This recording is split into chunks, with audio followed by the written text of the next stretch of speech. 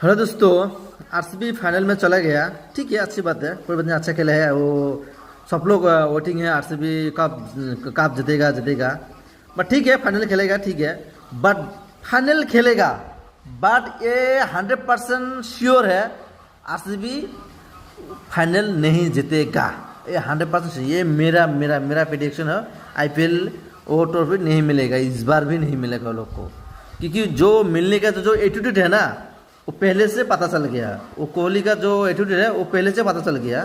क्योंकि जो मुशेर खान है, जब वो आया ना, तब ये कोहली क्या बोला, ये तो पानी पीने वाला है, ये क्या खेलेगा यार, ये बच्चा है। अरे भाई, तो लेजेंड है यार, तो इतना अच्छा प्लेयर है, तू उसको ट्रोल कर रहा है तो वो कैसे खेलेगा।